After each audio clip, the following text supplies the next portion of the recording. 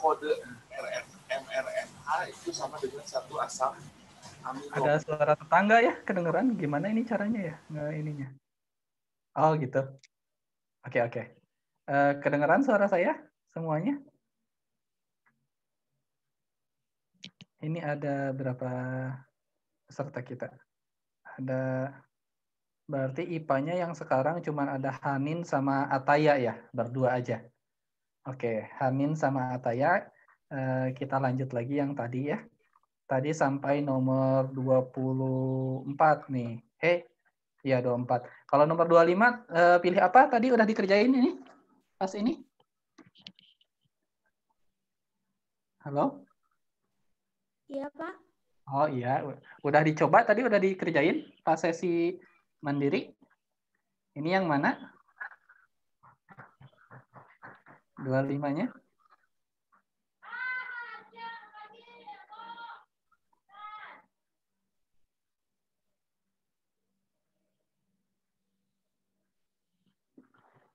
Halo?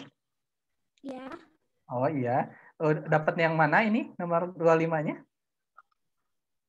Nomor 25 apa? Apa? A. A. Oh, kalau Ataya yang mana ini? Halo? Ataya terdengar? Saya A, Pak. Oh, Ataya A. Iya, Anis baru join nih. Halo Anis. Tadi Halo, Pak. udah dikerjain ini yang tadi di sesi mandirinya? Udah dicoba? Udah. Nomor 25 apa? Anis pilih yang mana? Yang A. Yang A. Apakah benda yang terbuat dari besi selalu tenggelam dari air? Yang A ya. Ya, karena Ya. Oke. Coba kita lihat kapal laut itu terbuat dari apa ya?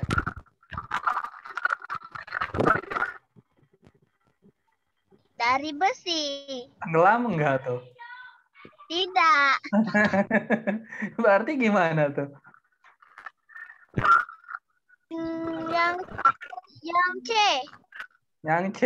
Kenapa? Apa tiba-tiba berubah jadi yang C? Karena kapal laut terbuat dari besi. Kalau tenggelam kan bahaya. Tenggelam kan bahaya ya.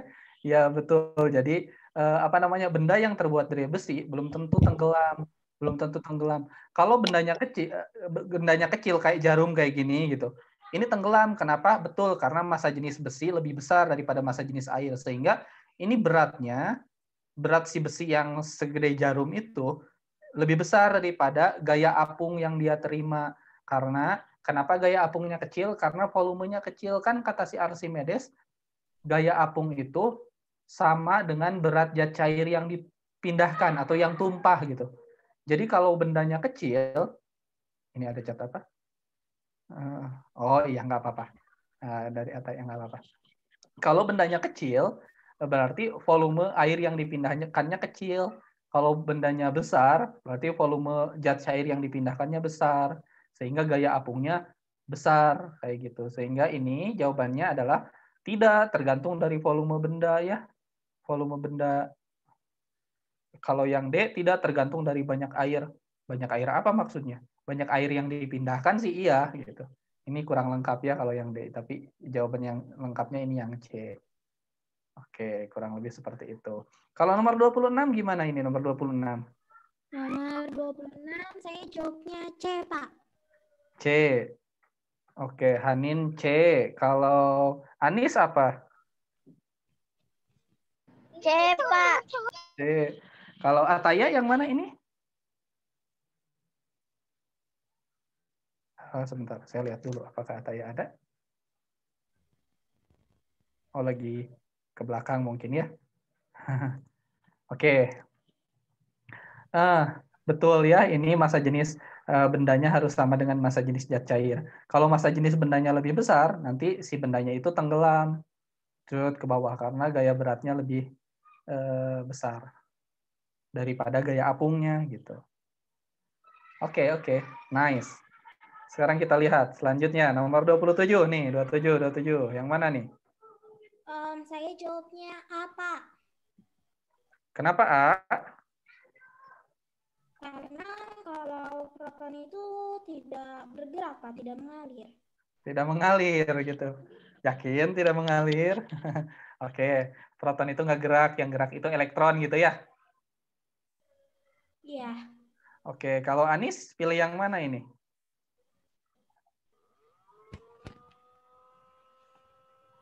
Pilih yang A. Yang A.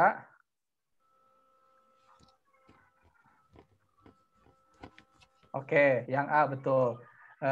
Apa namanya, menerima atau melepaskan elektron. Betul ya alasannya, karena yang berpindah, yang bergerak itu elektron. Jadi yang pindah-pindah itu elektron. Kalau elektronnya lepas, berarti dia kelebihan muatan positif, jadi positif muatannya. Kalau nambah elektron, jadi kelebihan muatan negatif, jadi negatif muatannya. Oke, nice. Jadi bisa cepat nih. Nomor 28 gimana nih? 28 yang mana ini? Rangkaian yang mana ini?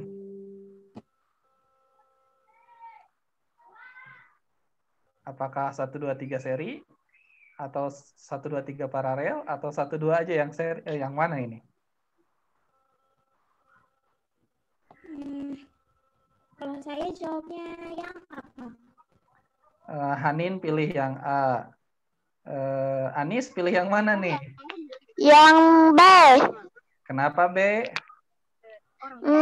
Karena kalau seri tidak bisa masuk listriknya. Tidak bisa masuk lewat mana? Tidak bisa masuk lewat mana nih? Kan kalau R1 dan R2 seri, sedangkan R1, R2, R3 paralel. R1, R2, R3 paralel gitu. Oke, Anis pilih yang ini. Ataya pilih yang mana nih? Bentar.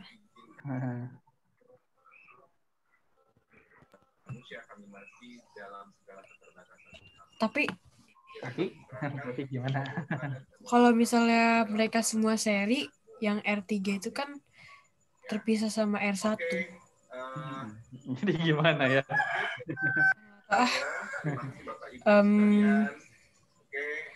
Nggak tahu. Jadi gimana nih?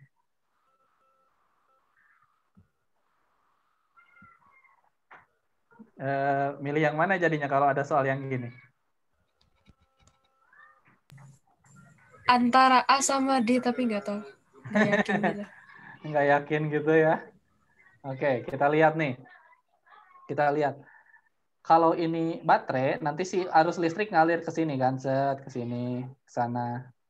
Set. Misal di sini arus listrik I yang ngalir. Berarti di sini dia kepecah dong, kepecah dua dong. Ada yang ke sana, ada yang ke kanan, ada yang ke bawah gini kan? Berarti ini paralel dong. Nah, jadi R1 seri dengan yang ini. Seri dengan yang ini nih, saya seri dengan segini. R1 itu seri dengan yang saya lingkari merah. Berarti R1, R2, R3 enggak seri, tapi serinya itu apa namanya, dengan yang saya lingkari dengan total ini. Nah, total yang ini kalau kita lihat ini kan nggak ada apa-apa. Ini sama dengan segini dong. Jadi R3 itu bisa saya pindahin di sini. Bisa saya pindahin di sini dong. Kan nggak ada apa-apa. Atau bisa saya juga pindahin di sini. Ini dicoret misalnya nggak ada, tapi R3-nya saya pindahin di sini. Sama aja dong. Kan dia nggak melewati apa-apa di sini. Nggak ada hambatan lain. Di sini R3. Jadi gambar yang ini bisa juga kita gambarkan seperti ini. Ini R1, ini R2, ini R3. Nah, gitu. Di sininya baterai. Oke. Di sininya baterai ya. Berarti di sini R1, di sini R3, di sini R2. Nah, kalau kayak gini jadi rangkaiannya gimana tuh? Sorry, ini R2. Jadi gimana? Berarti R1 tidak semuanya seri ya. Berarti yang ini salah. R1, R2, R3 tidak semuanya seri. Kemudian R1, R2, R3 juga tidak semuanya paralel. Itu juga salah. Terus kalau kita lihat, R2 dan R3 seri. Salah. Ini kan R2 dan R3 paralel. Berarti yang ini salah. Sehingga pernyataan yang benar yang ini. Nah. Gimana? Ada pertanyaan sampai sini? Kalau bingung, Pak, kok bisa dipindahin? Kok ini boleh dipindahin gitu? Kalau bingung kayak gitu, ini sama kayak gini. Kalau dia tidak melewati apa-apa, ini sama aja kan? Ini gini, terus ada lagi misal, ini lurus hambatan di sini. Ada lagi hambatan di sini nih. Nah, di sepanjang kabel ini kan nggak ada apa-apa. Maka hambatannya bisa juga kita tuliskan kayak gini.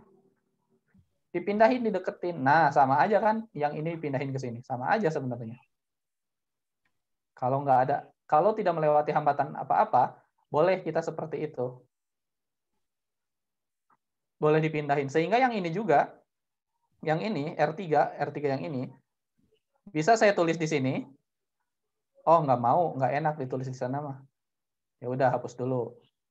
Saya maunya nulisnya di sini, sama aja dong. Kan ini tidak melewati apa-apa, di sini nggak ada hambatan yang lain. Sehingga rangkaiannya bisa kita tulis kayak gini juga. Nah, paham nggak sampai sana? Paham, Pak. Oke, sip kalau ngerti. Jadi kalau nggak melewati apa-apa, rangkaian bisa kita pindah-pindah ya. Sama aja itu. Sehingga ini hambatannya R2 dan R3 tersusun seri sebenarnya. Nih, mana yang dapat menimbulkan medan magnet yang mana? Yang mana nih yang dapat menimbulkan medan magnet? Arus searah dapat menimbulkan medan magnet nggak? Bisa. Bisa, berarti yang ini bisa ya. Kemana arah medan magnetnya dari arus searah? Melingkar. Betul, melingkar. Cara apa mendapatkannya? Pakai kaidah tangan kanan ya, gini. Harus tangan kanan. Pak, saya kidal, harus tangan kanan pokoknya. Caranya, ini gini, apa namanya? Jempol ini nih, jempol yang saya tunjukin di layar, di kamera, jempol itu arah arus. Jadi kalau misalkan arusnya ke sana, ini jempol gini. 4 sisanya yang melingkar, itu arah medan magnet. Begitu caranya. Jadi, arah medan magnet di sekitar kawat berarus itu melingkar, betul. Melingkar kemana arahnya? Pakai kaidah tangan kanan. Kalau kayak gini berarti muternya ke sini gitu. Kalau ke sana berarti muternya ke sini ya, ke sana gitu. Oke, arus searah bisa. Arus bolak-balik bisa? Kayaknya nggak bisa deh. Kenapa nggak bisa? Karena waktu itu pernah eksperimen yang kayak gitu di sekolah, terus habis itu kata gurunya itu harus searah ya, jangan bolak-balik, nanti nggak bisa gitu katanya. Katanya sih waktu itu kayak gitu. Oh gitu. Jadi di sekitar kawat berarus, di sekitar kawat yang berarus AC nggak ada medan magnet gitu ya? Sebenarnya ini ada ya. Sebenarnya di sekitar kawat berarus bolak-balik juga ada medan magnet sebetulnya kayak gitu. Cuman medan magnetnya nggak konstan. Medan magnetnya nggak konstan, berubah-ubah. Medan magnetnya nggak konstan. Kenapa? Karena bolak-balik arusnya. Jadi ke sana, balik lagi ke sini, balik lagi ke sana. Jadi medan magnetnya berubah-ubah. Jadi awalnya ke sana, balik lagi ke sini, sana, sini gitu, dan seterusnya. Sehingga kita sulit mendeteksinya dalam percobaan, betul. Tapi sebetulnya ada di sekitar kawat berarus bolak-balik juga ada medan magnet ya. Cuman medan magnetnya tidak konstan. Ini di sini ada medan magnet. Ada medan magnet. Tapi tidak konstan.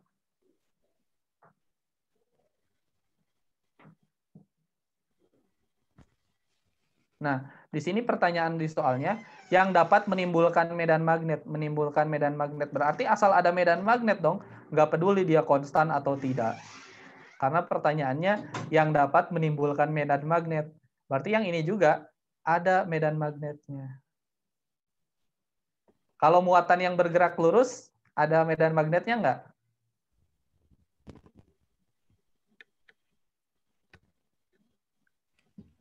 Gimana nih? Muatan bergerak lurus ada medan magnetnya kah?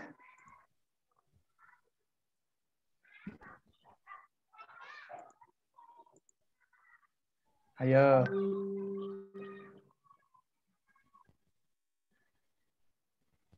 Masih bingung? Nih tadi ya. Tadi kalau misalkan ada kawat berarus, arus ke sana. Ini arus listrik. Di sini kan ada medan magnet yang arahnya muter gitu, muter ke sini ya, muter ke sana ya. Kalau ke sini gitu. Salah, kebalik. Arahnya kebalik. Arahnya kebalik ya. Kalau arusnya ke sana berarti ini ke sini dong. Ini sini. Ke sana ya. Jadi arusnya itu ke sini. Medannya ke sini nih. Nah, gimana sih gambarinnya? Saya jelek gambarnya. Kayak gini kurang lebih ya. Nah, arus listrik itu apa sih sebenarnya? Ayo. Ada yang ingat arus listrik itu apa? Masih ingat? Hanin masih ingat arus listrik itu apa? Sebenarnya arus listrik itu apa sih? Arus listrik itu ya listrik yang mengalir. Listrik yang mengalir. Ya, apanya tuh yang mengalir? Betul, yang mengalir. Apanya tuh yang mengalir? Kalau arus air, arus sungai, airnya kan yang mengalir. Tuh. Nah, kalau arus listrik, Muatannya.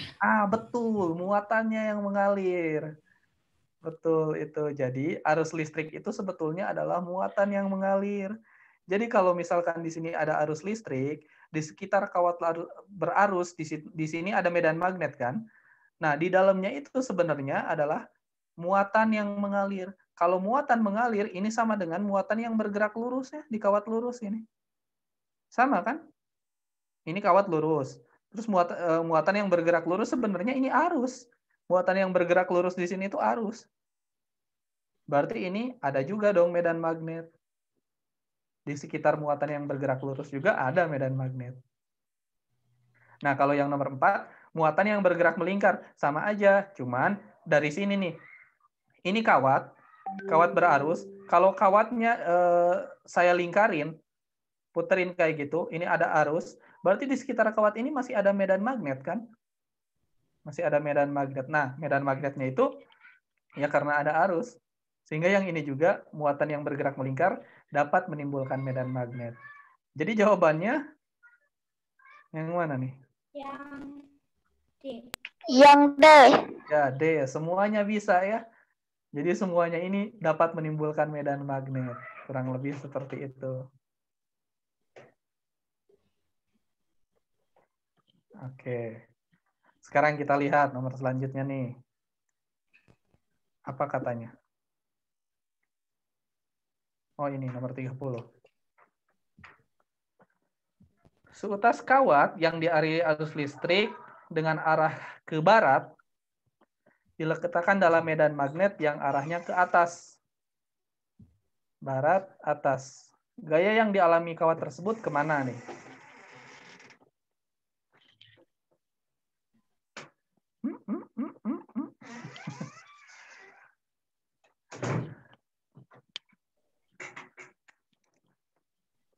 Ayo, kemana?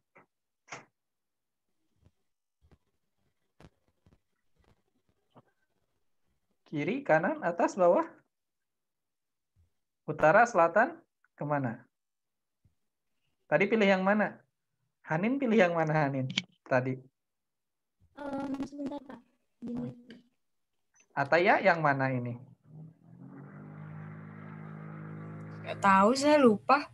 Lupa. Kalau Anis pilih yang mana ini? Lupa. Oke. Begini cara menentukannya ya. Kelihatan tangan saya? Kelihatan ya? Kelihatan. Nah, caranya sebentar. Saya mau share screen dulu. Nih, cara menentukan apa namanya? arah gaya magnetik untuk muatan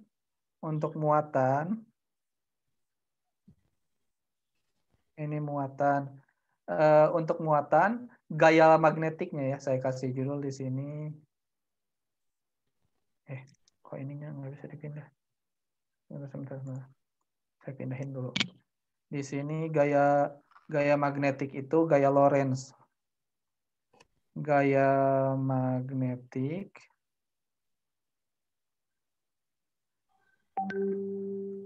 nih, kalau muatan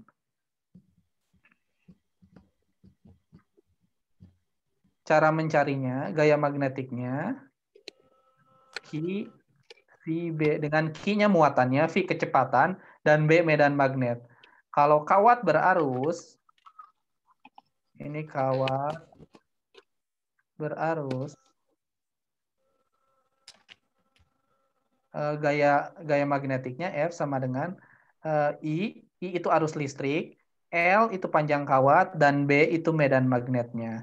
Nah, ini cara ngitung besarnya. Untuk menentukan arahnya gimana? Arahnya gini.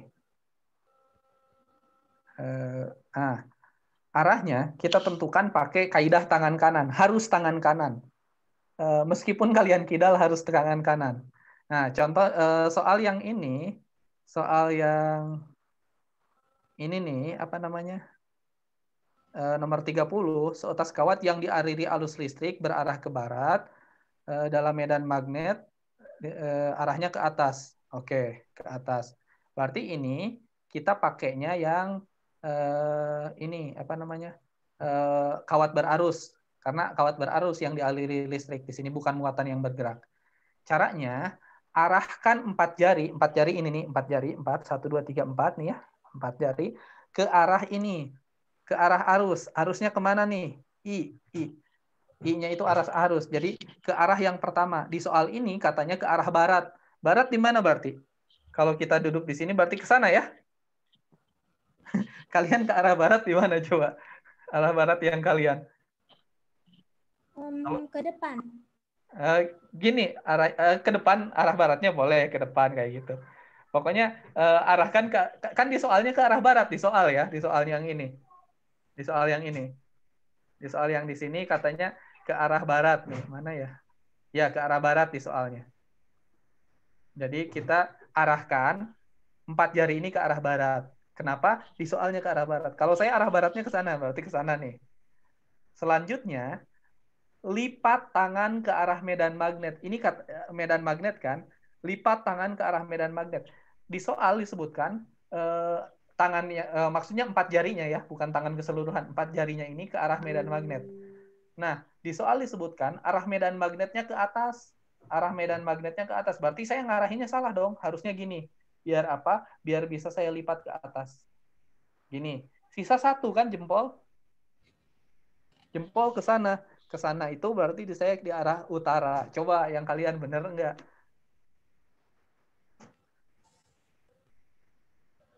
Paham nggak caranya? Iya, Pak. Ke utara, betul? Ya, ke utara. Coba, ini saya ngasih contoh lagi ini. Misal ini ada arus listrik ke sana. Ini arus listrik ya, I ke sana. Terus ada medan magnet nih ke atas. Ada medan magnet ke atas. Kemana ini dapat arah gaya magnetnya? Di soal yang ini, di soal apa namanya, di papan Zoom yang saya gambar di sini ya. Kemana arah medan magnetnya untuk kasus yang ini? Bukan kasus di soal. Berarti caranya arahkan 4 jari ke arah arus listrik. Di sini arus listriknya ke sana kan? Ke sana. Lipat nih ke arah atas, medan magnetnya ke atas, lipat. Nah, dia ke sini dong. Berarti ke arah keluar sini nih, keluar bidang layar arah gaya magnetnya. Paham? Ya. Paham, Pak. Bisa nentuin arahnya?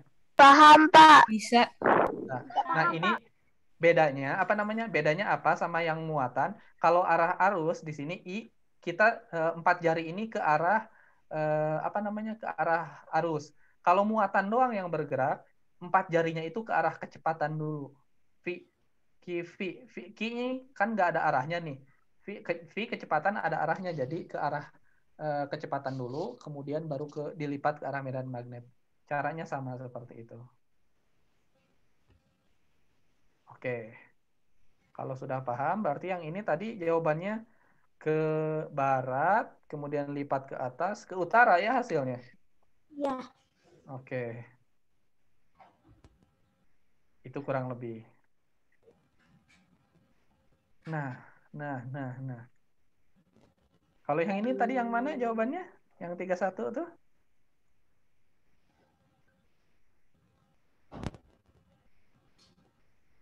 Yang mana 31?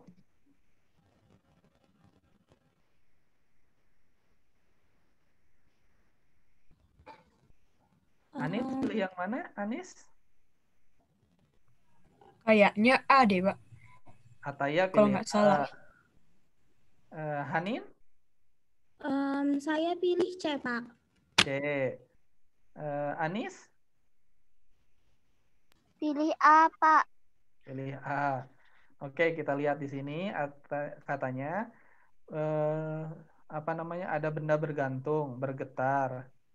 Dengan stopwatch katanya 15 siklus selama 60 detik. Pertanyaannya frekuensi getarannya berapa? Frekuensi itu apa sih? Banyaknya getaran dibagi waktu. Jumlah getaran Dalam di 1 setiap detik. detik. Ya betul, frekuensi Dalam 1 itu detik. jumlah getaran dalam setiap detik. Berarti dalam 1 detik dia ada berapa getaran kan? Nah ini kan 60 detik. Biar jadi 1, berarti kita bagi 60 dong. 1 detik kan? Ini 60 bagi 60 jadi 1 detik. Berarti yang ini juga kita bagi 60. Ini bagi 60 juga. Ini bagi 60. Sehingga ini 1, frekuensinya banyak getarannya jadi 1/4 kan? 15/60 itu sama dengan 1/4. Sip. Jadi jawabannya 1/4 ya. Begitu Hanin. Kalau misalkan Iya, itunya ketuker Pak rumusnya. Iya, kalau yang itu periodenya ya. Kalau yang barusan 4 detik 4 itu periodenya. Cuman kalau periode satuannya sekon bukan hertz ya. Iya. Nah, sebuah botol berayun di permukaan air kolam. Dalam 5 detik, botol berayun sebanyak 10 siklus. Jika laju rambat gelombang di permukaan air adalah 18, maka panjang gelombangnya berapa nih? Panjang gelombangnya.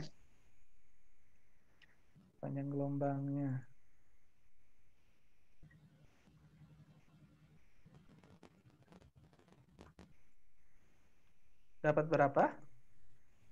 A9. 9. Oke. Hanin berapa Hanin?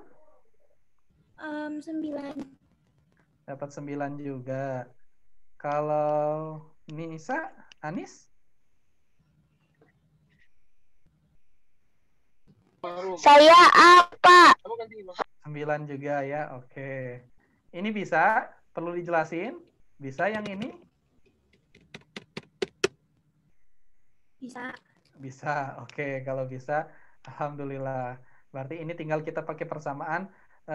Ini ya, cepat rambat gelombang. Cepat rambat gelombang gimana persamaannya? V sama dengan lambda kali F kan. Lambdanya panjang gelombang, F-nya ini frekuensi. Di sini V-nya 18 ada. Berarti di sini 18 sama dengan lambda kali frekuensinya berapa? Di sini 5 detik ada 10 ayunan. Berarti di sini ada frekuensinya 2. Tinggal dibagi 5. Ini. Lambda dikali 2 ya. Sehingga lambdanya adalah 9 itu. Oke. 33. Kita move on ke nomor 33. Waktu hujan petir akan terdengar setelah cahaya. Iya. Ya soal part 2-nya tadi udah dapat kan? Ya, udah. Oke, sip. Jadi nanti habis yang ini kita lanjut ke part 2-nya.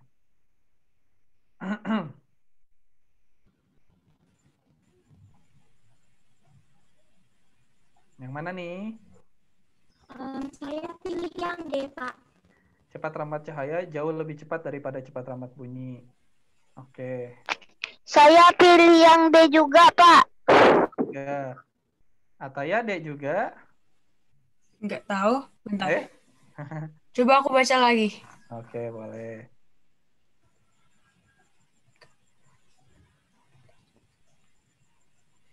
Kayaknya D sih. Oke, iya. Ini nggak ada masalah ya yang kayak gini. Oke. Kalau 34? Iya betul jawabannya, Dek. Kalau 34?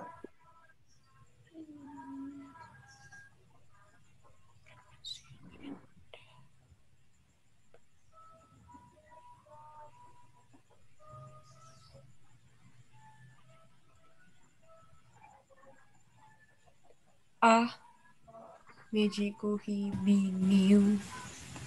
Warna-warna cahaya berikut yang tersusun teratur dari frekuensi rendah adalah dari frekuensi rendah ya. Saya A juga, Pak. Mejiku Saya Hibiniu. A. Ya, Mejiku Hibiniu ya.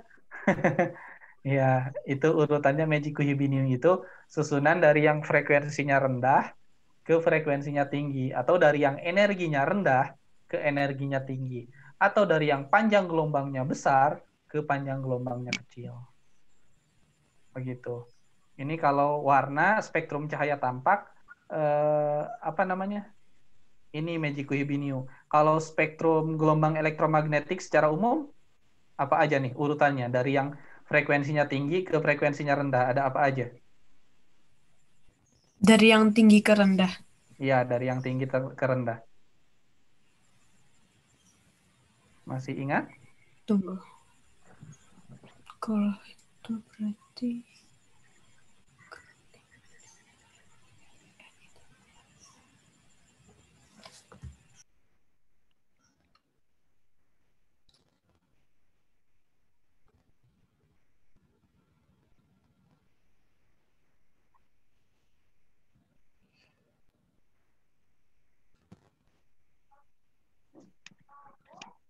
Masih ingat, Hanif?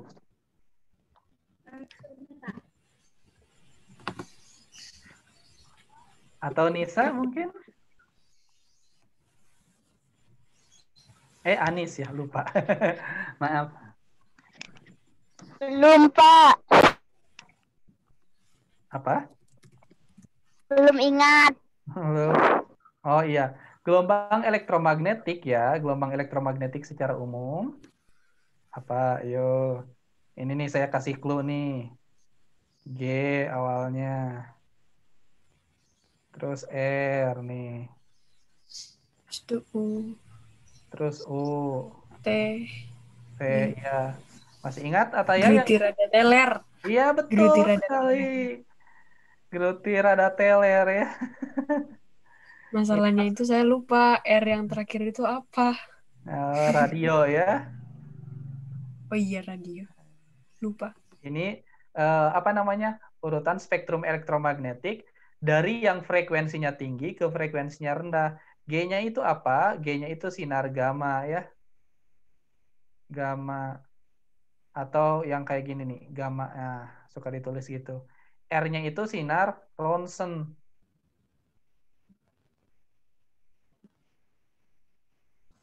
Ronsen. Atau sinar X. U-nya sinar UV. T-nya sinar tampak.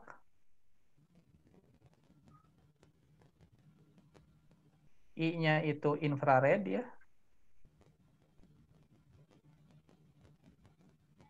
Inframerah gitu. Rada ini tinggal tambahin R, jadi radar. Tele ini tinggal tambahin televisi. R-nya di sini radio. Tapi televisi dan radio ini sebenarnya mereka satu paket. Sebenarnya ya. Jadi televisi dan radio ini sebenarnya adalah sama-sama gelombang radio. Jadi kurang lebih itu apa namanya? Gelombang elektromagnetik Gruti rada teler. Kalau yang cahaya tampak doang, yang itu Mejiku Hibiniu. Oke, sekarang 35 nih. Fenomena interferensi cahaya menjadi bukti bahwa bukti apa nih?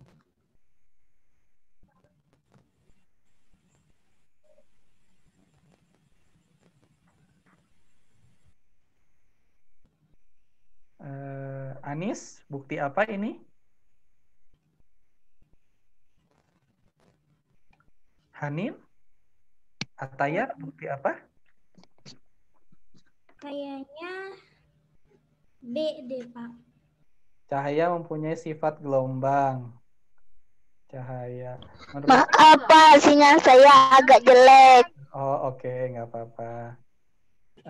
Menurut Ataya yang mana ini? Kata Hanin yang ini. Interferensi cahaya itu bukan Pak, yang gelombangnya jadi kayak mengikuti tempatnya itu bukan. Lupa aku. Oh, itu difraksi ya? Yang masuk celah gitu maksudnya gitu? Iya. Nah, kalau masuk celah itu difraksi. Itu difraksi. Kalau interferensi itu penggabungan, perpaduan gitu. Oh, kirain. Kalau masuk celah itu Berarti difraksi. Maaf Pak, saya sempat log out, sinyalnya jelek. Ya, nggak apa-apa.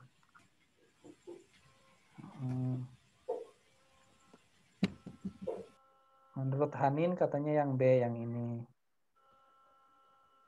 Saya juga B Pak. B gitu. Interferensi menjadi bukti bahwa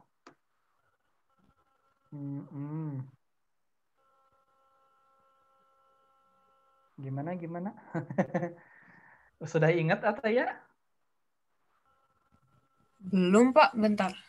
Oke. Nggak tahu, aku bingung. Bingung. Oh, jadi cahaya itu ya, cahaya ada memiliki sifat dualisme kata si Einstein. Dualisme itu apa? Ya dia bisa bersifat sebagai partikel, bisa juga bersifat sebagai gelombang. Loh, kalau kita nih orang, kita mah jelas ya, kita bersifat sebagai partikel. Ya, saya partikel nih, meskipun saya gede gitu, tapi partikelnya segede ini gitu.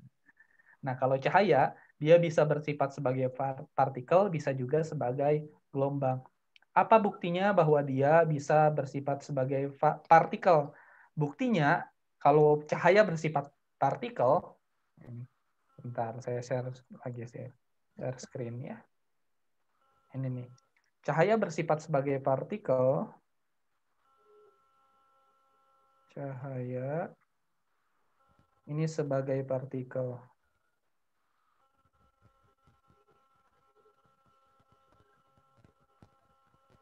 Apa buktinya? Ini buktinya efek fotolistrik. Fotolistrik ya. Fotolistrik tuh gimana? Sederhananya gini. Jadi ini ada logam. Logam ini apa namanya? Di dalam ruang vakum ya. Sederhananya mah. Terus di sini dihubungkan kabel dari logam ini. Ini ada juga gimana ya gambarnya? Gambar saya jelek. Ini hambatan ya. Dihubungkan ke sini. Kemudian disinari cahaya. Di sini ada alat ukurnya. Ampere meter nih, alat ukur arus listrik. Disinari di sini dengan cahaya. Nah, ternyata dia keluar, si partikel, si elektron keluar. Buktinya apa? Buktinya ada arus dan di sini ampere meternya tersimpang. Ini membuktikan bahwa si cahaya bisa mengeluarkan elektron. Nah, elektron itu kan partikel. Gimana caranya si elektron bisa keluar? Berarti harus ditendang dong. Si elektron kan kayak bola tuh. Gimana biar si elektron bisa gerak? Ya, kita harus kasih gaya. Dan yang ngasih gayanya otomatis harus partikel lagi. Cahaya bisa melakukan itu. Berarti ini bukti bahwa cahaya itu sebagai partikel. Satu lagi bukti apa namanya sifat cahaya sebagai gelombang.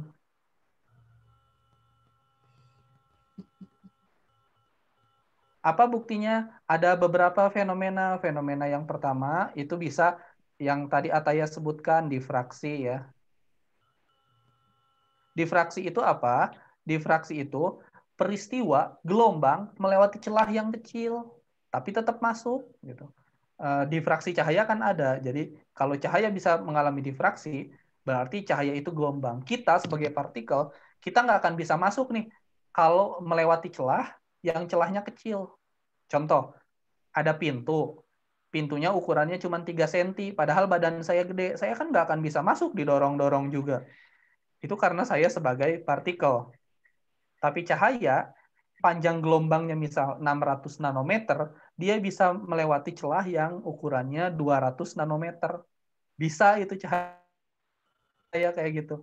Berarti dia bisa mengalami difraksi nih. Itu membuktikan bahwa cahaya itu adalah gelombang. Satu lagi, cahaya itu bisa berpadu ya, dipadukan warnanya gitu atau apa. Nah, itu perpaduan cahaya, interferensi cahaya, itu juga bukti sebagai bahwa cahaya adalah gelombang. Oke, ada pertanyaan sampai sini? Tidak, Pak. Oke, kalau tidak. Berarti yang ini nomor 36 apa nih? B, saya Pak, B. B. Berikut ini sifat bayangan pada cermin. Pernyataan yang salah, kita garis bawahi ya. Yang salah mengenai sifat bayangan pada cermin cekung. Gimana? Selalu menghasilkan bayangan nyata, benar atau salah?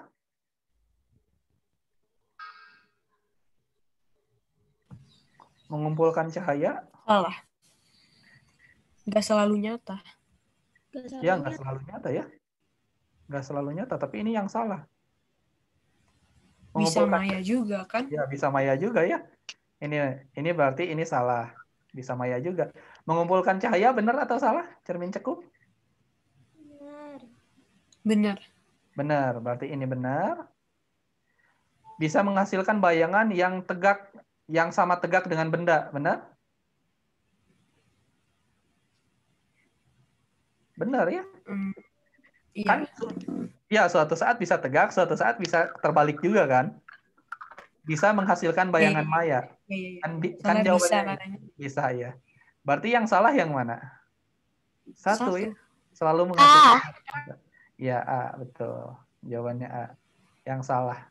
Karena dimintanya yang salah. Oke. Nah, nomor 37 gimana nih? 37. Dapat berapa derajat nih?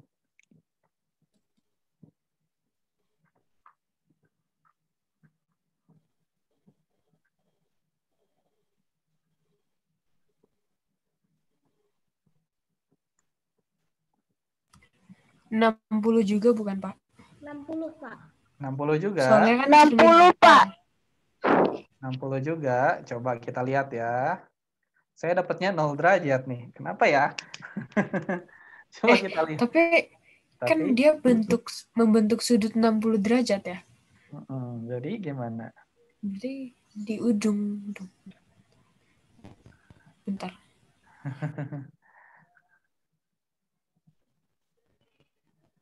-60 derajat. Hanin dapat berapa, Hanin? 60.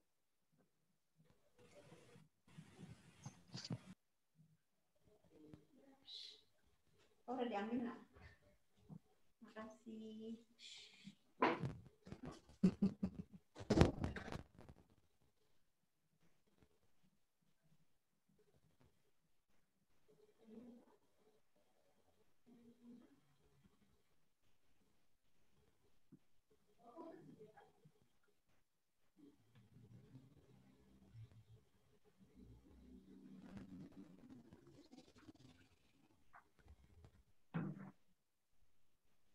Gimana?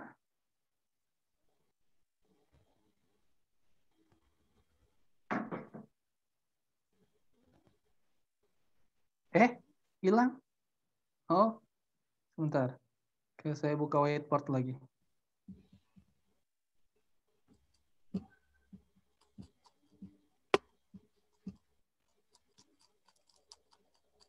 Nah.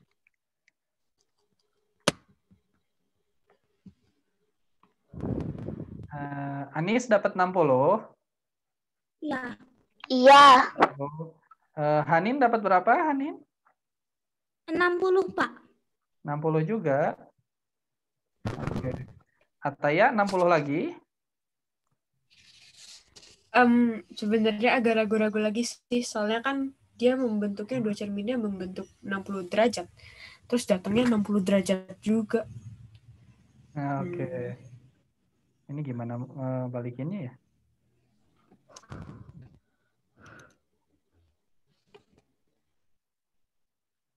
Ini gimana muterinnya ya? Kok saya gaptek sih? Ya udah deh, gambar manual aja. Gini, ada dua cermin membentuk 60 sudut 60 derajat. Sudah papan tulis kan ya? Nah, nih, pada cermin itu kita sudah kenal hukum Snellius gimana? Kalau ini cermin,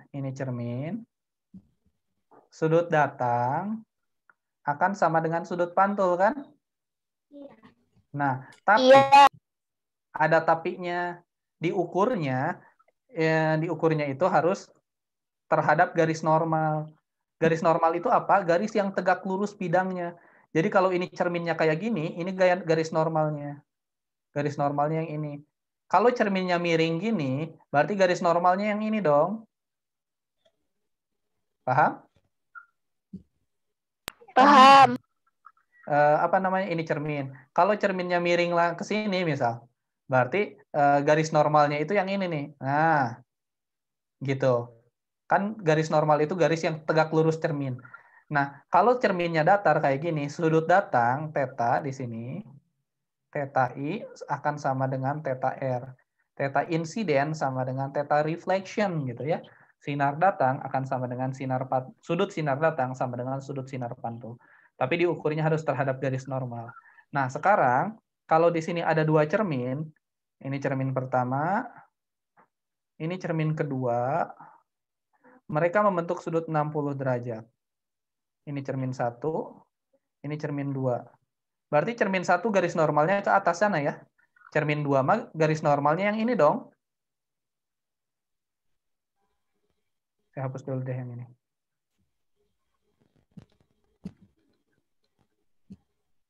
Nah, ini cermin 2.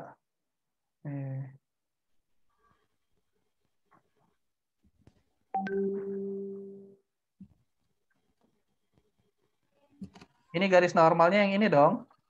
Paham? Ya. Kalau cermin 1, garis normalnya yang ke atas ya. Nah, sekarang katanya ada sinar, apa namanya? Sinar datang 60 derajat terhadap cermin 2 gitu kan di soalnya. Coba saya lihat lagi soalnya, takut salah. Ada seberkas cahaya jatuh pada permukaan cermin N, cermin kedua ya N, dengan sudut datang 60 derajat. Oke, sudut datang dan sudut pantul yang ini, theta I dan theta R diukur terhadap garis normal. Berarti kalau di sini ada sinar datang 60 derajat, 60 derajat itu terhadap gini. Nah, ini cermin N ya, cermin 2 itu. Ini cermin M, kurang lebih. Saya ganti lambangnya, biar sesuai soal gitu. Nah, otomatis dia akan dipantulkan 60 derajat juga dong. 60 derajat ke sini dong. Kenapa ini 60 derajat? Ya, sinar datang sama dengan sinar pantul. Kemudian, karena ini ke sini, apa namanya? Kalau saya gambarkan gini nih, ini garis normal. Ini ke sininya kan tegak lurus nih. Antara yang putus-putus dengan yang ini kan tegak lurus garis normal. Berarti kalau ke sini 60, di sini 30 ya. Jadi ke sini dong. Nah, ini kan sejajar garis normal. Kalau sejajar garis normal berarti sinar datangnya 0 derajat, dipantulkannya juga 0 derajat. Kan garis normal itu garis yang ini, garis tegak lurus bidang. Begitu. Gimana? Paham atau masih pusing? Kalau masih pusing, saya ulangi lagi gambarnya nih.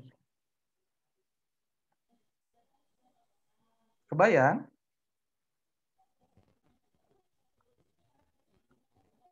Gimana? Ibu-ibu?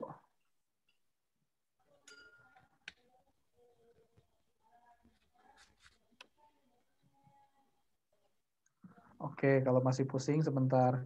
Saya ambil gambarnya yang lebih bagus deh. Yang hasil, apa namanya? Hasil Corel Draw ya. Biar lebih bagus. Bentar.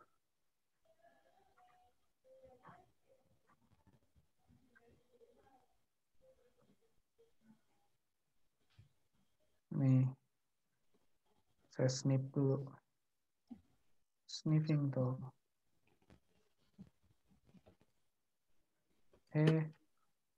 Kok ada itunya?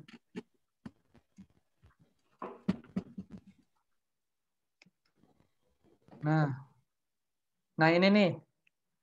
Sinar datangnya katanya 60 derajat yang ini. 60 derajat, set datang. Terhadap garis normal 60 derajat tuh. Dia akan dipantulkan lagi 60 derajat. 60 derajat. Berarti kalau di sini 60 derajat dipantulkannya, ini kan total dari sini ke sini 90 derajat, di sini pasti 30. Ya kan? Kalau di sini 30 berarti di sini pasti 90 dong. Kayak gini. Kalau 90 otomatis dia tuh sejajar dengan garis normal. Jadi sinar datangnya 0 derajat, dipantulkannya juga 0 derajat. Nah, gimana? Paham belum? Paham? Paham, Pak. Gimana? Ataya Paham, masih Pak. ragu? Oke. Syukurlah kalau gitu ya. Iya, ini soal IPBA. IPBA itu sedikit ya ilmu pengetahuan bumi dan antariksa. Katanya tsunami 2004 ini terjadi karena apa sih dulu? Pada 2004?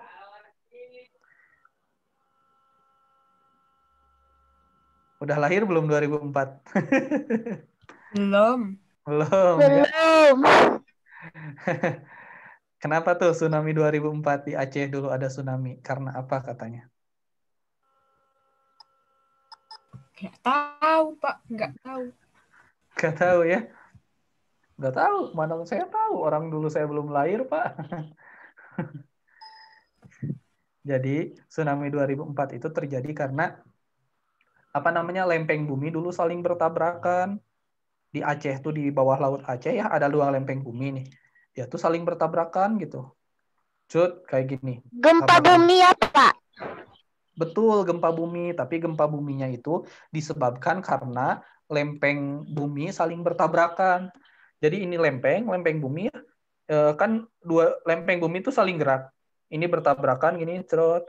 Karena yang satu lebih besar massa jenisnya daripada yang satu, maka yang lebih besar itu dia ke bawah dong, tenggelam kan, yang lebih besar. Jadi gini, cerot, truk, melengkung nih, melengkung kayak gitu. Udah melengkung, karena terus nabrak, jadi patah lempeng buminya. Puk, pas patah, terjadilah gempa bumi. Juk, juk, juk, gede tuh gempa bumi. Udah gempa gede bumi, udah gempa bumi yang gede, karena ini si lempengnya patah, truk, tumpah kayak gitu. Jadi si air lautnya tuh tumpah ke pinggir ya. Padahal yang tumpahnya cuman kecil ya, tapi itu tuh korbannya banyak banget. Kurang lebih seperti itu fenomenanya dulu teh. Berarti ini karena bergeser dan bertabrakannya 2 lempeng bumi ya. Iya. Dulu tuh gitu. Nah, kalau pasang surut kan yang mana? Pasang surut air laut disebabkan gravitasi bulan. Pasang karena gravitasi bulan lebih besar daripada pasang karena gravitasi matahari. Karena apa?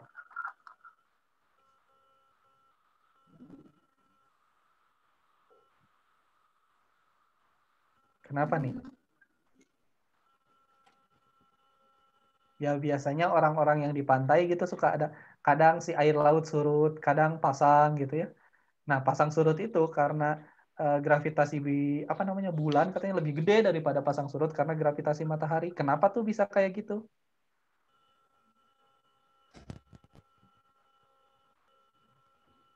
Ayo. Kira-kira kenapa? Tadi gaya gravitasinya bulannya kan berarti kan lebih besar kan dari biasanya. Enggak, gaya gravitasi bulannya sama ya seperti biasanya. Ya. Oh, enggak, maksudnya gaya gravitasinya bulannya itu lebih besar daripada gaya gravitasi matahari tadi kata Bapak. Bukan. Pasang surut karena gravitasi bulan lebih besar daripada pasang surut karena gravitasi matahari. Oh. Gitu. Bukan gayanya, tapi pasang surutnya. Pasang surut karena gravitasi bulan lebih besar daripada pasang surut karena gravitasi matahari. Nah, kenapa itu bisa terjadi? Nggak tahu. Nggak tahu ya. Pilihannya, matahari lebih besar dari bulan, gravitasi bulan lebih besar daripada gravitasi matahari. Kalau yang B benar atau salah kira-kira? Kak, yang saya hanya ada gambar papan tulis tadi. Oh, Ya, ya gitu. Oh iya, maaf ya. Iya, Pak. Maafin. Saya kira. Maaf. Yang ini maksudnya nomor 39 Oh. sudah di-share. Nomor 39. yang D, Udah, Pak. Pak. Oh ya, ke ini ya. Iya. Sorry. Maaf. Saya nggak sadar. Yang D. Ya, Nisa pilih yang Kayaknya. D. Hanin pilih yang D. Ataya? Iya, kayaknya yang dia benar. Nah, kayaknya yang D benar. Anis sudah ada? Yang D. Oh, yang D. Oke. Kita lihat ya. Gimana penjelasannya? Penjelasannya itu seperti ini. Cuing. Nah, kalau ini saya gambarin bumi di sini. Sorry. Itu kekecilan ya. Bumi segede gini. Jelek. Anggap aja lah bulat. Saya nggak bisa gambar bulat nih. Bulan berarti kecil ya. Lebih kecil dari bumi. Ini bumi. Ini bulan. Oh, udah berubah papan tulis belum? Udah. Ini matahari taruhlah. Matahari jauh lebih gede daripada bumi.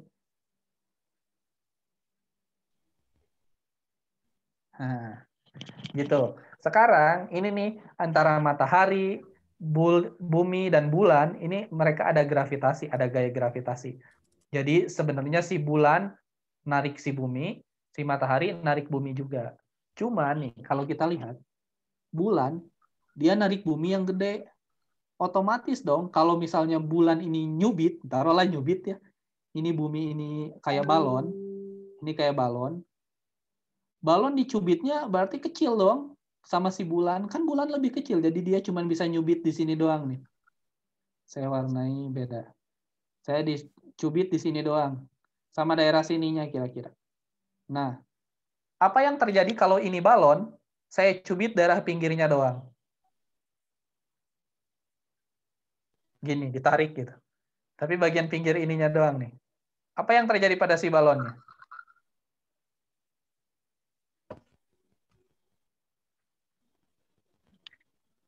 Gimana kira-kira? Kebayang? Apa yang akan terjadi pada si balonnya?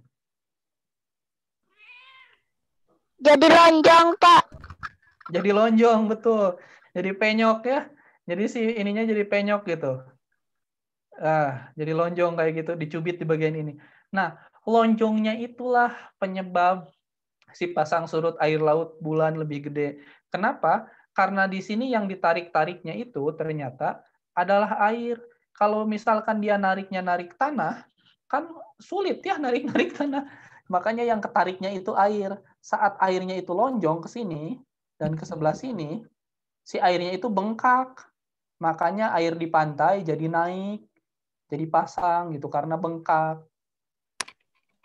Kalau matahari, karena matahari itu lebih gede daripada bumi, jauh lebih gede, makanya saat dia narik si bumi di sini, yang dia tarik itu bukan cuma pinggirnya doang, tapi seluruh bumi dia tarik.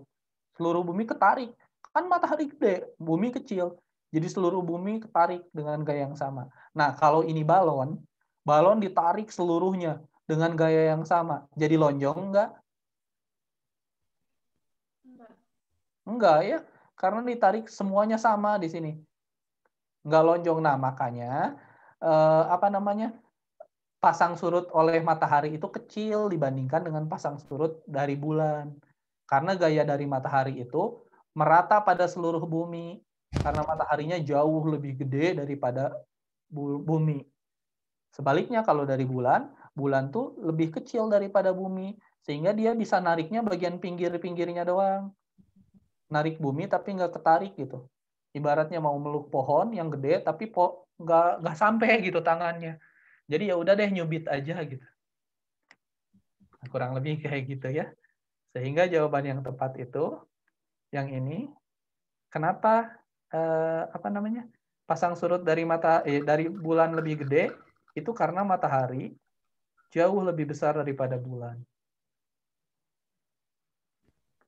Bukan bulan lebih dekat ke bumi dibanding matahari karena gaya gravitasinya sih lebih besar dari gaya gravitasi matahari daripada gaya gravitasi bulan.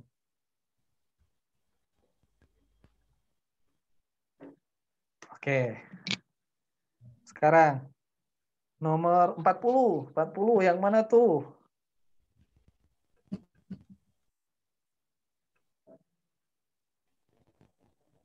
Yang mana tuh? Kurang tahu, Pak. Oh, nggak tahu. Oke. Masih Hanin, bingung. Mestinya sih antara A sama B. mestinya Ya. antara A sama B. Yang mana tuh kira-kira? Saya ingat-ingat lagi dulu, Pak. Ingat-ingat dulu. Atau ya ingat-ingat. Anis tahu? Kayaknya B. Kayaknya B gitu ya.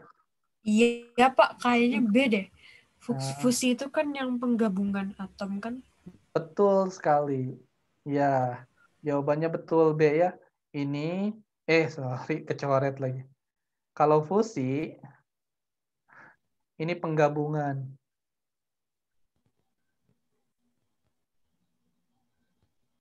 Penggabungan ya. Penggabungan dua atom maksudnya. Kalau fisi apa? Pemisahan ya. Atau pemecahan. Jadi kalau fusi itu penggabungan dua atom. Atom yang ringan bergabung jadi berat, jadi atom yang lebih berat. Nah, di matahari itu sebenarnya matahari itu isinya hidrogen. Matahari itu gas hidrogen isinya. Nah, di inti matahari, si hidrogen itu mereka bergabung. Pluk-pluk, jadi helium. Jadi helium gitu. Karena bergabung, berarti menghasilkan energi yang besar. Bentuk energi yang dihasilkan dari reaksi fusi itu energi termal atau energi panas ya. Makanya si matahari panas banget. Nuklir, pembangkit listrik tenaga nuklir juga gitu prinsipnya. Dia menggabungkan atom, reaksi fusi. Kalau yang fusi ya, fusi nuklir, atom digabungkan, terus nanti jadi panas tuh. Kalau pembangkit listrik tenaga nuklir, si panasnya itu digunakan untuk memanaskan air. Nanti airnya panas, terus kalau kata orang Sunda mengagolak gitu ya. Jadi udah mendidih, si uapnya itu digunakan untuk memutarkan turbin biar bisa jadi listrik. Nah, sederhananya kayak gitu kurang lebih. Jadi reaksi nuklir itu hanya dua ya, hanya dua yang harus kalian ingat, ada reaksi fusi, ada reaksi fisi. Kalau fusi ini gabung, penggabungan. Kalau fisi ini pemisahan. Pemisahan gimana maksudnya? Ya atom yang gede, yang nomor atomnya gede, dipecah jadi kecil-kecil. Pak, kalau oksidasi apa? Oksidasi mah di kimia ya, reaksi oksidasi redoks katanya, reaksi oksidasi dan reduksi itu ada di kimia. Tapi salah satu contoh oksidasi besi yang berkarat itu terjadi karena oksidasi ya. Salah satu contohnya. Salah satu contoh oksidasi itu besi yang berkarat. Nah, reaksi gravitasi apa? Ini mah nggak ada ya. Gitu. Oke, part 1 selesai. Sampai sini, ada pertanyaan nggak?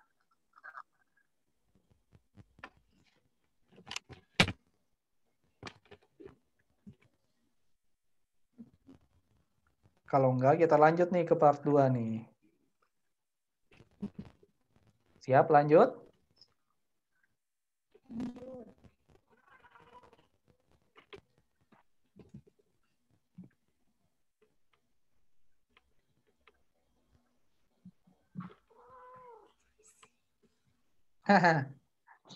Yang ini yang mana nih? Oke. Tadi saya jawabnya D, Pak. D. Oke. Yang lain? Hanin? Jawabnya D juga, Pak. Oh, D juga. Oke. Sip. Ya betul ya, yang ini tuh D. Betul. Yang ini tuh D. Jadi 250 cc itu kan sama dengan 250 ml ya. Tinggal jumlahin jadi 300 ml. Oke. Sip. Kalau nomor 2? Nomor 2 saya jawabnya D juga, Pak. D. Iya, D. Oke. D, knot itu buat kecepatan kalau nggak salah. Ya, sip. Emang betul. Knot itu kecepatan. Biasanya dipakai di kapal laut ya. Kapal laut. Kalau yang nomor 3 yang mana ini? P dan S. P dan S. Yang B. Iya, soalnya hasilnya Saya B, sama-sama Pak. 0,9. B, ya sama-sama 0,9 ya. Jarak dibagi waktunya. Ini jaraknya, ini 0,9 hasilnya. Ini juga 0,9 ya. Sip. Oke. Kita lihat selanjutnya. Nah, ini berapa? Nomor 4. B kalau nggak salah. Saya jawabnya sih B. Oke. 300 meter dengan kelajuan rata-rata segini, 3 meter per sekon. 300 meter sisanya, 6 meter per sekon. Berapa kelajuan rata-ratanya? Jawabnya 4 meter per sekon. Ataya? Kalau saya B, Pak. B. Aku tadi B. B, oke. Hanin? B juga, Pak. B juga, oke. Ini dapat dari jarak totalnya 600. Waktu totalnya berapa waktu totalnya? Ini berapa detik? 100 ya? Itu 100, yang satunya lagi itu 50. 50 Jadi berarti 150. ya 150. Jadi 600 dibagi 150 ya? Iya. Sip. Oke. Betul itu. Nah, ini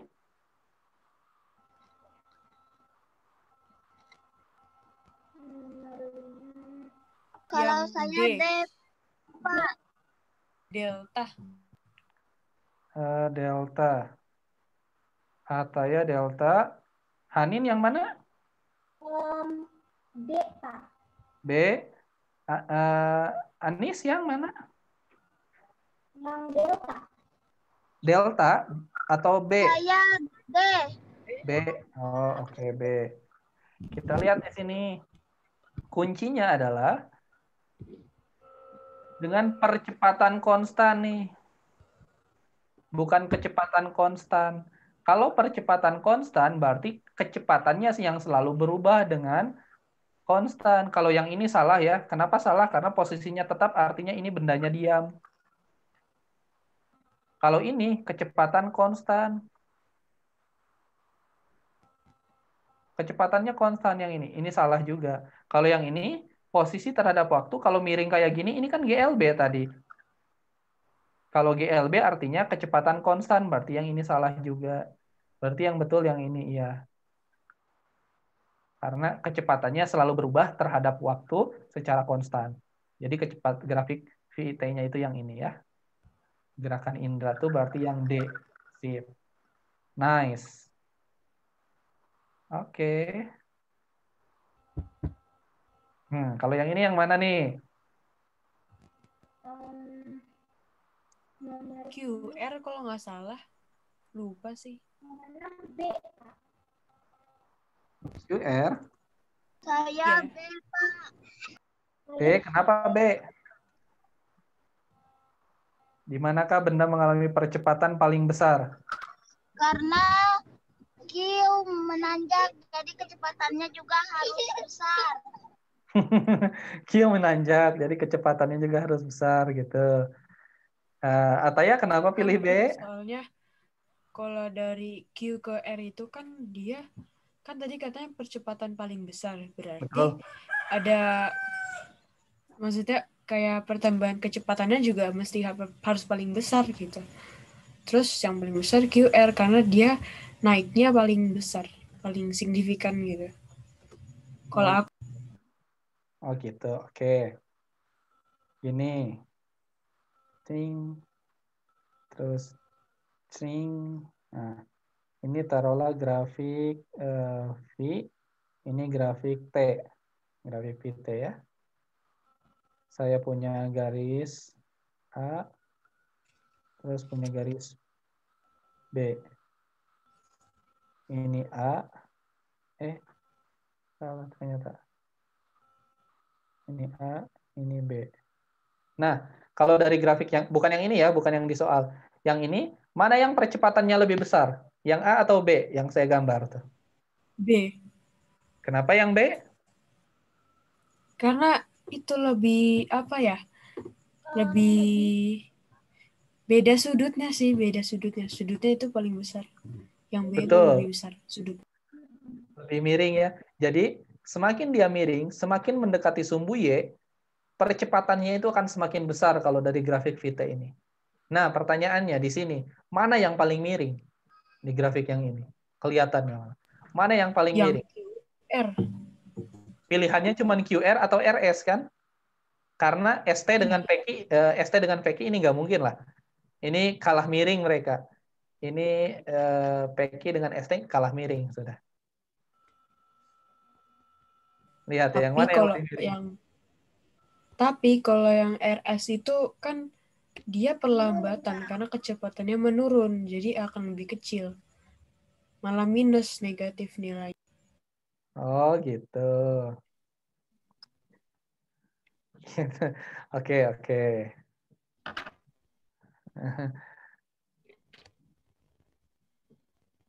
Ini perlambatan gitu ya. Kalau ini percepatan gitu. Iya, Pak. Oke. Jadi sebenarnya ya perlambatan itu juga sebenarnya percepatan juga sebetulnya. Jadi perlambatan itu hanya terjadi kalau kecepatannya berlawanan dengan percepatan. Betul sih, RS itu bendanya diperlambat, tapi ya di sini apa?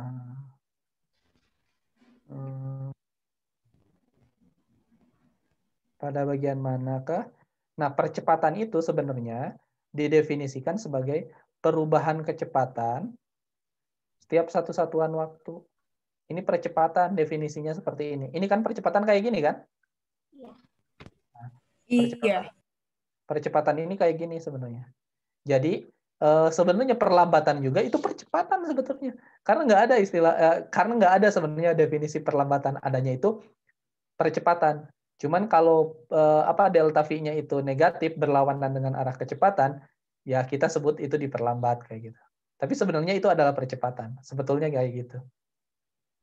Jadi yang RS ini meskipun bendanya diperlambat, sebenarnya ini bendanya bisa kita bilang mengalami percepatan dengan percepatan berlawanan dengan arah geraknya. Oke. Jadi fokus kita tinggal QR dan RS ya sebenarnya. Jadi yang lebih miring yang mana saudara-saudara?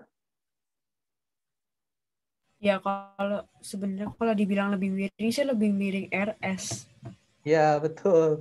Lebih miring RS ya, betul. Kalau dibilang lebih miring. Betul.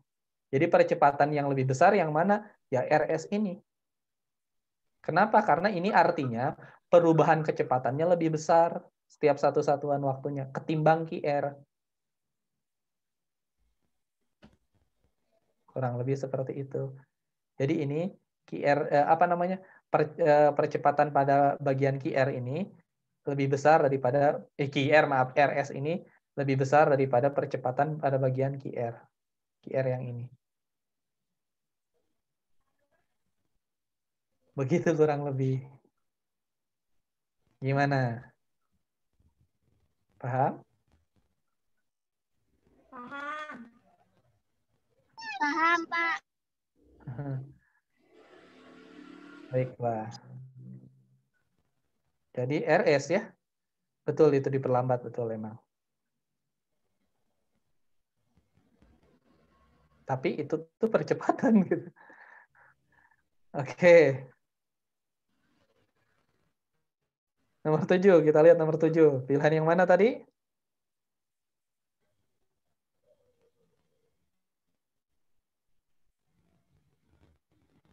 Sebuah mobil berjalan pada lintasan lurus karena adanya gaya dorong dari mesin. Pada suatu waktu, ada gaya gesek dari jalan dan gaya gesek udara yang besar totalnya sama dengan gaya dorong dari mesin yang bekerja pada mobil tersebut. Pernyataan manakah yang menggambarkan peristiwa yang akan terjadi pada mobil?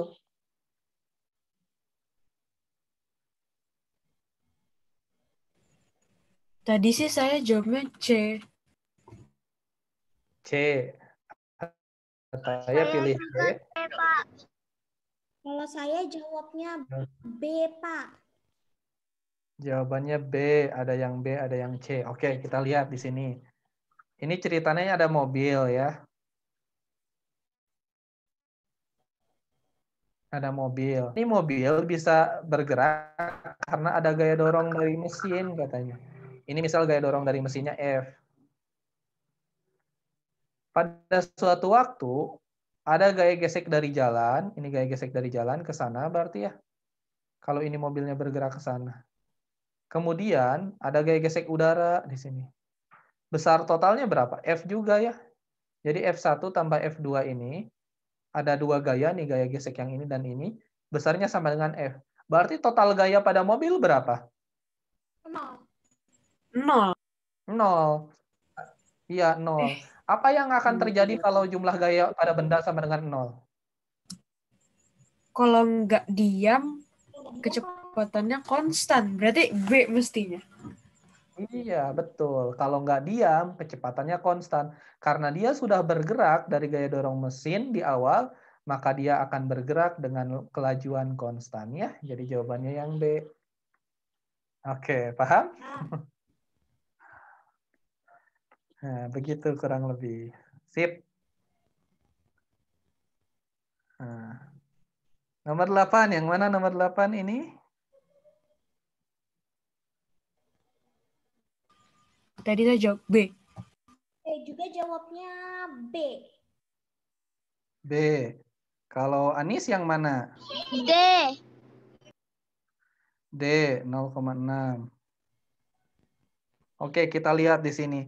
Kalau 8, ini 8 dis. 8 dis beratnya berapa? 3 Newton kan? Iya. 3 Iya. Newton. Ini sama dengan 8 dis plus holder. Iya kan? Ada holdernya ini. Nah, kalau 2 dis plus holder, berapa beratnya di sini? 1,2 ya? 1,2 Newton. Berarti berapa? 6 dis yang hilang. Beratnya tinggal 3 dikurangi 1,2 kan? 1,8. Ya, 1,8. Berarti berat satunya adalah 1,8 dibagi 6. Karena ada 6 yang hilang, berarti berat satunya adalah 1,8 dibagi 6, jadi hasilnya 0,3 ya. Sip. Kurang lebih seperti itu. Oke, kita lanjut. Yang tidak tepat yang mana ini?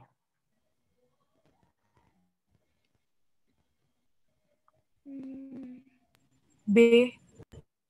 B. B, kenapa B? Karena kan itu hukum 1 Newton nggak kayak gitu. Jika resultan gaya yang bekerja pada benda bernilai 0, maka percepatan benda akan konstan dan tidak 0. Iya betul, ini salah ya. Karena harusnya hukum 1 Newton itu percepatannya sama dengan 0 ya. Kalau nggak resultan gayanya 0. Kalau yang ini benar ya, nomor 1. Yang A maksudnya. Jika kecepatan benda konstan, maka percepatan benda 0. Ini benar. Jika sebuah benda mungkin memiliki kecepatan yang berubah-ubah, tetapi kelajuannya konstan. Mungkin? Yang D? Sebenarnya mungkin aja sih kayaknya. Kenapa? Karena kan kalau kecepatan tergantung perpindahannya. Betul ya. Kecepatan itu tepatnya ada arahnya. Jadi kalau misalkan apa namanya? Contoh nih, benda bergerak melingkar di titik A di sini sama di titik B, kalau dia melingkar, ini kecepatannya ke sana kan? Kalau muternya ke sini. Ini ke sebelah sini. Arah kecepatannya beda dong. Di sini ke bawah. Jadi ini kecepatannya selalu berubah-ubah. Tapi kelajuannya konstan mungkin dia bergerak dengan kelajuan konstan. Kayak gitu. Jadi yang D ini mungkin. Karena kecepatan itu bergantung arah juga. Karena kecepatan adalah besaran vektor. Jadi yang tidak tepat adalah yang B, kurang lebih ya. Yang tidak tepatnya. Oke. Resultan gaya 4 Newton. Nah, ini kayak yang tadi ya, yang di part 1. Jadi berapa ini?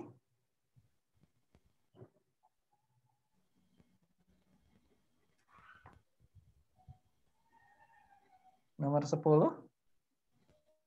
Di part 1 tadi kita sudah ngitung juga yang kayak gini ya.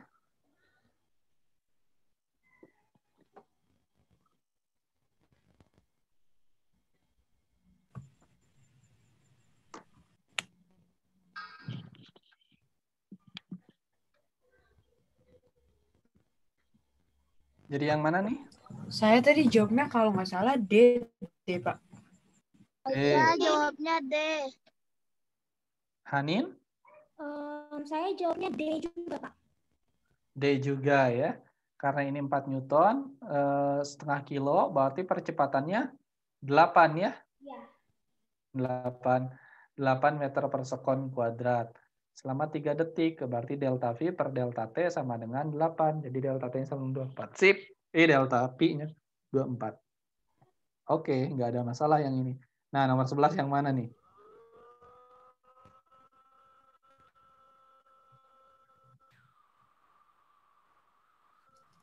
Kayaknya A. A. Ataya pilih A. Hanin? Kalau saya sih tadi jawabnya D. Hanin B. Nisa? Anis maksudnya. Saya B. B juga. Oke, kita lihat katanya ya. Jadi ini ada mobil nih, ada mobil. Didorong, mobil truk didorong dengan mobil yang kecil. Kayak gini. Berarti ini gimana ini kalau kayak gini? Ada gaya ke sana kan? Gaya ngedorong truk. Kalau apa namanya? Kalau bendanya diam, berarti jumlah gaya yang bekerja pada benda itu harus 0 ya. Kita lihat pernyataannya. Mengapa kedua mobil ini bergerak? Yang pertama, karena gaya dorong mobil pada truk besarnya sama dengan gaya dorong dari truk pada mobil, tapi arahnya berlawanan. Ini benar atau salah pernyataan ini? Kalau saya sih kalau misalnya sama tapi berlawanan, mestinya sih 0 karena berlawanan. Betul. Sama tapi berlawanan, mestinya 0. Betul, nggak salah itu. Tapi coba kita lihat kasus kayak gini ya. Ini saya nih, Indra di sini. Ini saya dorong kotak. Saya dorong kotak 10 Newton ke sini. Berapa Newton kotak dorong saya?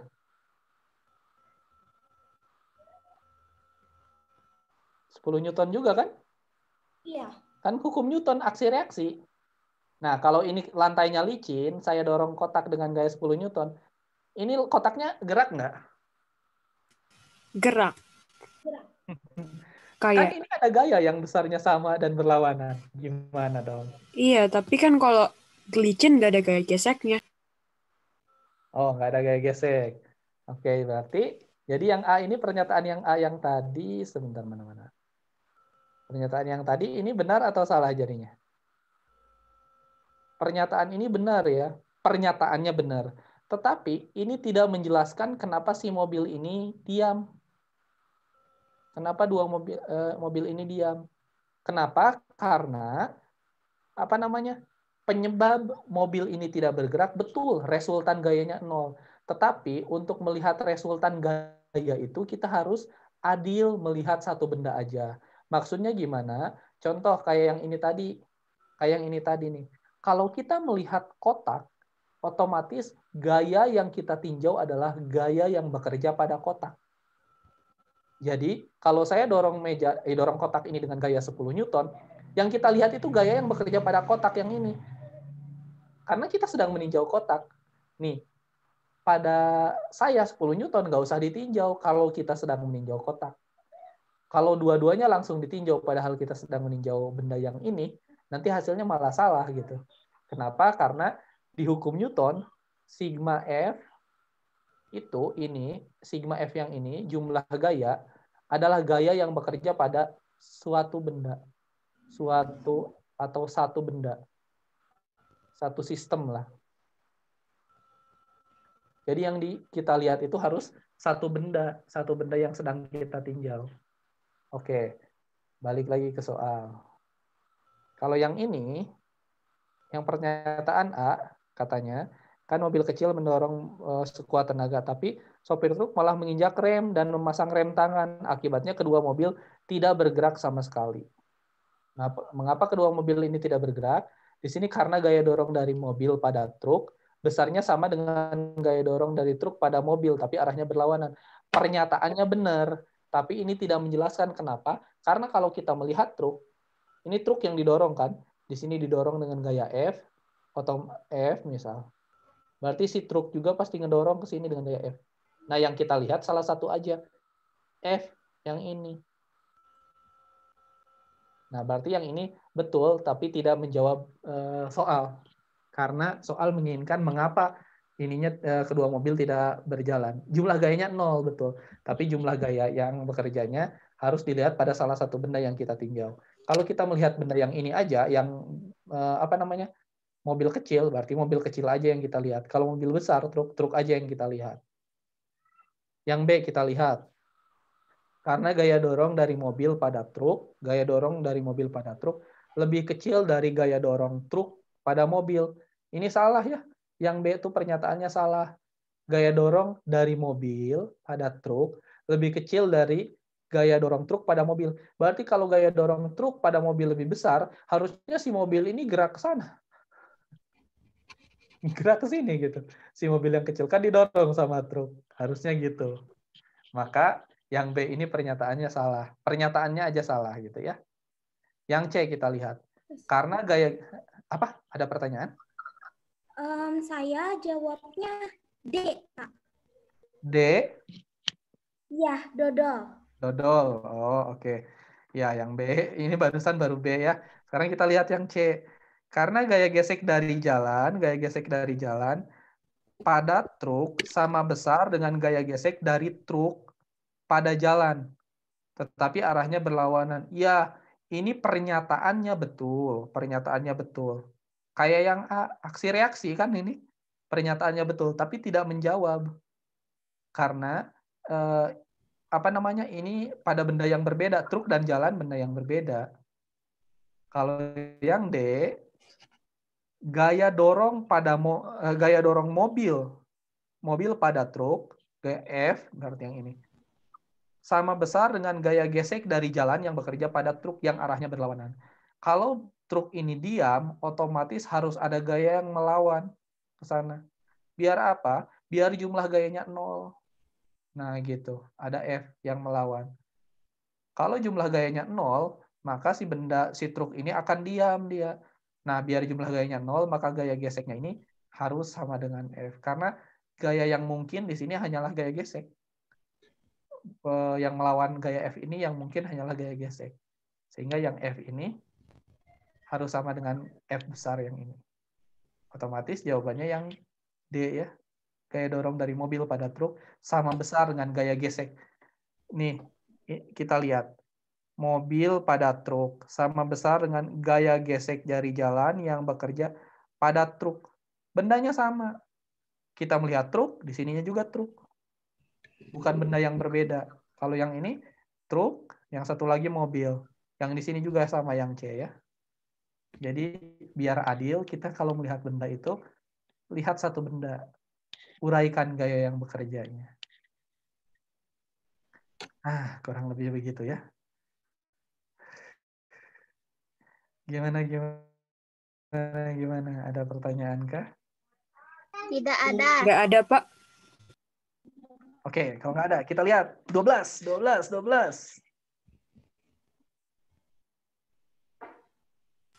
B. D, Ataya D, B, Pak. Hanin sama Beta. Dodol atau Beta? B, bener yang Saya ini ya? beta, Pak. Beta. Anis? Saya beta. Oh, semuanya beta ya? Kalau Coba saya kita lihat. dodol, Pak. Dodol, kita lihat di sini. Sebuah mobil bergerak, ini kuncinya nih. Dipercepat pada tanjakan. Pernyataan manakah yang menggambarkan energi pada mobil? Energi potensialnya makin gede, makin kecil? Makin gede Semakin ya? besar. Karena dia naik. Betul. Kalau energi kinetiknya? Energi kinetiknya juga akan semakin membesar. Kenapa membesar ini? Karena Kuncinya. kecepatan. Iya, karena dia bergeraknya dipercepat. Bisa bergerak dipercepat di tanjakan, bisa naik tanjakan di gas gitu kan? Berarti, Pak, energi mekaniknya juga semakin besar dong. Betul, energi mekaniknya semakin besar. Pak, berarti kekekalan energi mekanik yang tadi nggak berlaku dong. Betul, di kasus ini tidak berlaku. Kenapa tidak berlaku? Karena di sini ada gaya eksternal. Ada gaya dorong eksternal yang ini, apa namanya?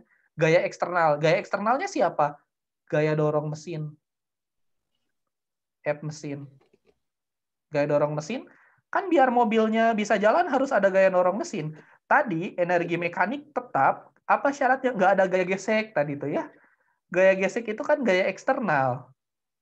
Jadi kalau nggak ada gaya eksternal, betul gaya energi mekaniknya akan tetap. Di sini energi mekaniknya tidak tetap. Energi mekaniknya juga akan semakin membesar ya di kasus ini. Iya. Oke. Begitu ya, kurang lebih. Jadi jawabannya energi kinetiknya membesar, energi potensialnya membesar. Kenapa kinetiknya membesar? Ini kuncinya. Karena dia bergerak dipercepat. Kenapa bisa dipercepat? Karena ada gaya dorong dari mesin. Gitu. Oke, kita lihat nomor selanjutnya. Ini yang mana? Energi apa ini?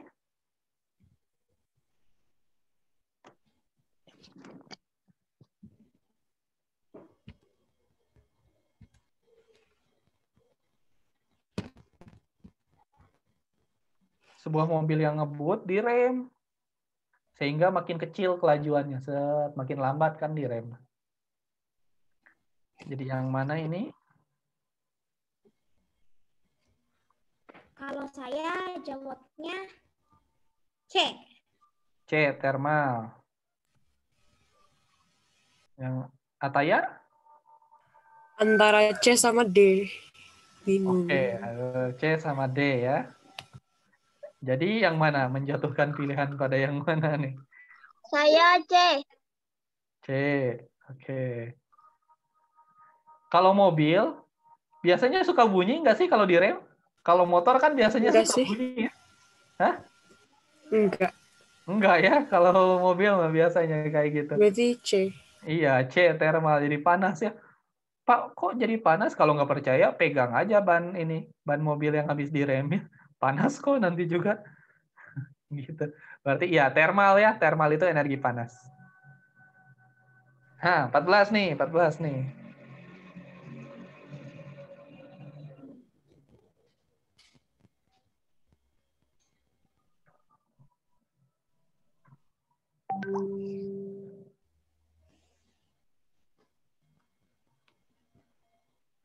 Yang mana? Tadi pilih yang mana? Aku Saya sih D, tadi Pak. pilihnya C, soalnya 50-50 kan? C, 50-50. Nisa, C, Anis, C juga. Hanin ya? C juga, Pak. C juga. Iya, betul ya. Kenapa? Aduh, kabel saya kena. Maaf. Kena kabel. Oh, kenapa C? Iya betul kata Ataya, karena di soal ini dibilang 50-50 ya, 50-50.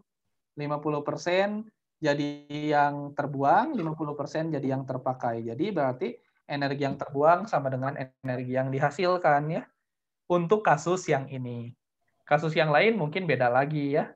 Jadi sip, kalian sudah bisa membaca situasi kasus. Soalnya di IPA itu, di fisika, kita harus tahu dulu kasusnya ya. Jangan langsung pakai rumusnya. Nah, kalau nomor 15, yang mana ini?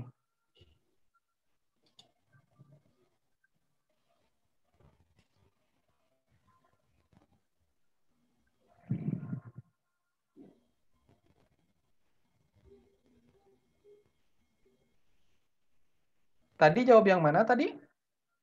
Yang nomor berapa? Yang nomor 15. Ya, nomor 15. Kayaknya si C kayaknya. C. Hanin? Kalau saya jawabnya beta. Beta. Anis? Kalau saya A. Ah, oke.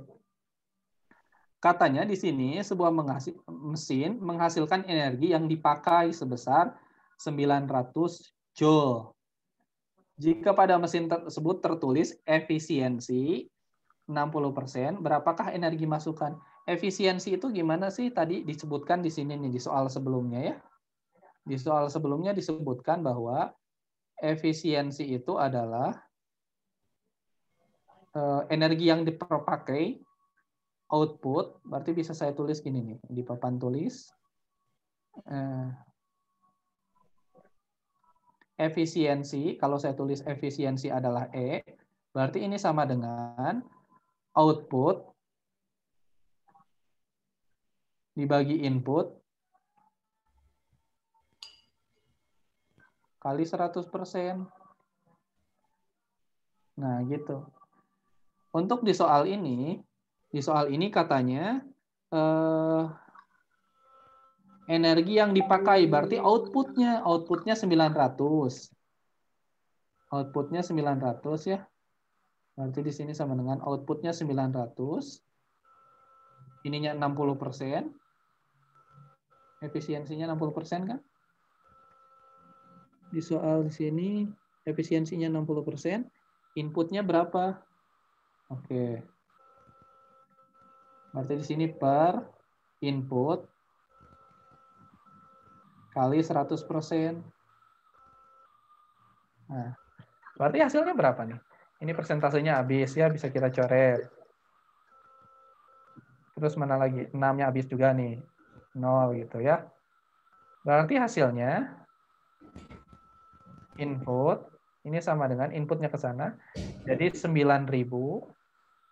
Dari mana 9.000 ini? 900 kali 10. Dibagi 6 ya. Hasilnya 1.500 deh. Joule. Kurang lebih seperti itu. Ada nggak ya 1.500? Takutnya nggak ada. Ada Pak yang C. Oke, sip. C ya jawabannya berarti. Kurang lebih seperti itu.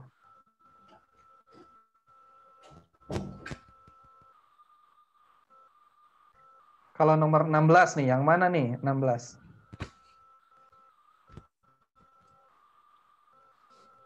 Oh iya, ini nomor 15. Kalau ada pertanyaan, Hanin ataupun Anis, boleh ya. Gak usah malu-malu.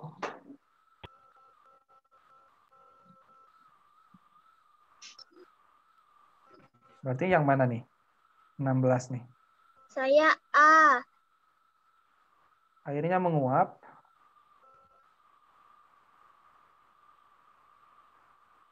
Airnya menguap. Ataya yang mana? Din, kayaknya A. Ya. A, ya betul ya. Karena apa di sini? Katanya air hangat ya, air hangat. Air hangat diletakkan di dalam wadah, di masanya ngurangin, waktunya nambah. Kenapa? Ya betul, karena menguap. kok bisa menyimpulkan menguap? Ya karena fenomena yang paling mendekati menguap. Kalau membeku, masanya tetap merenyek dan nggak hilang gitu, tetap di sana.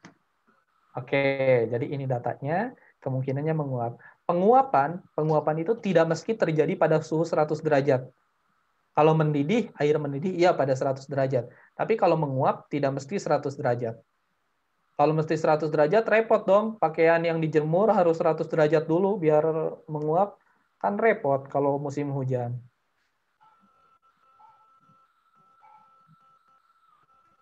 Oke. Yang ini yang mana? 17? Saya A.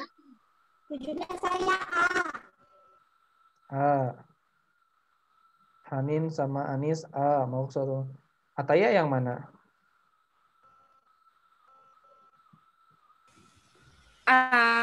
Iya kayaknya. A. Atau enggak antara A sama B? Kenapa? Karena kenapa?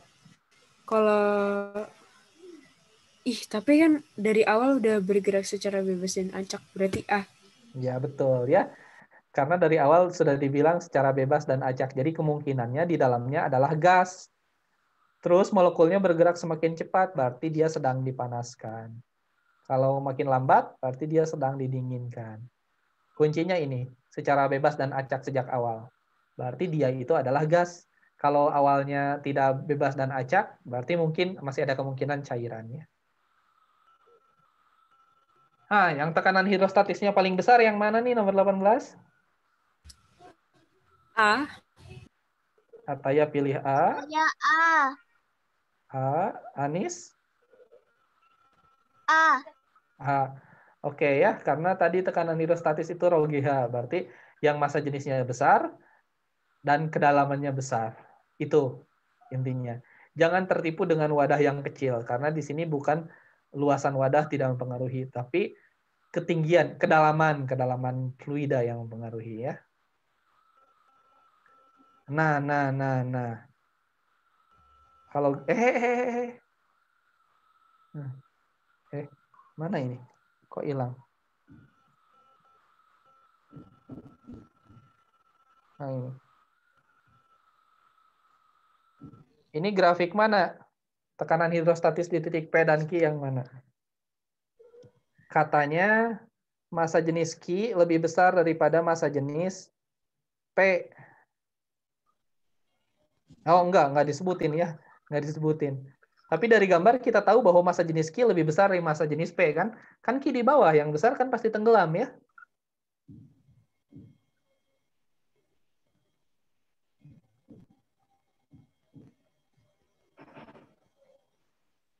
Jadi yang mana nih?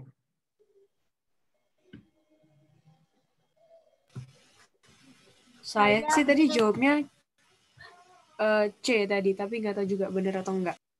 Ataya pilih C. Hanin yang mana Hanin? Kalau tadi sih pilihnya A. A. Kalau Anis yang mana? B. B. Oke. Kita lihat di sini. Tekanan hidrostatis dari awal dari sini, dari permukaan sampai titik ini kan pasti meningkat kan? Gimana meningkatnya? Linier. Linier itu garis lurus. Berarti dari awal, dari permukaan sampai titik P di sini, titik P, dia pasti meningkat secara linier. Terus selanjutnya dari P dari sini, dari permukaan yang ini, sampai ke dasar Q, dia pasti meningkat juga kan? Tapi lihat, karena massa jenis Q lebih besar daripada massa jenis P, berarti peningkatannya lebih besar dong. Kan rho GH. Tahu dari mana, Pak, massa jenis Q lebih besar? Kan Q ada di bawah. Yang massa jenisnya besar kan pasti tenggelam. Oh iya, berarti B. Iya, berarti jawabannya B gitu. Gini ya. Jadi dari titik P, dari titik ini ke bawah, dia pasti meningkat juga, tapi peningkatannya lebih besar. Gimana lebih besar? Lebih mendekati sumbu Y yang ini ya. Yang B jawabannya. Kalau yang ini, Q-nya, yang A salahnya, karena dari permukaan P ke sininya ningkatnya semakin kecil. Padahal massa jenis Q ini lebih besar. Buktinya lebih besar karena cairannya ada di bawah gitu ya. Coba aja minyak dengan air. Air pasti di bawah, minyaknya pasti di atas gitu. Karena massa jenis air lebih besar daripada massa jenis minyak ya. Oke, kurang lebih seperti itu. Ada pertanyaan yang ini? Tidak ada, Nggak Pak. ada, Pak. Paham ya? Alhamdulillah. Nah, kalau ini ngukur barometer tuh yang kita lihat yang mananya sih? Yang A, B, atau C, atau D?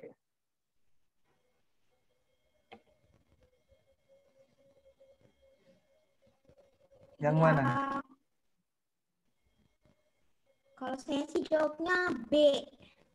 Yang B, Hanin yang B ya. Saya C. Anis yang C. Ataya? Nggak tahu, Pak, tapi tadi saya jawabnya D. D. Oke. Barometer itu alat ukur tekanan ya, alat ukur tekanan. Alat ukur tekanan itu kalau biasanya di pinggir pantai 1 atmosfer itu 76 cmHg katanya, sentimeter raksa gitu.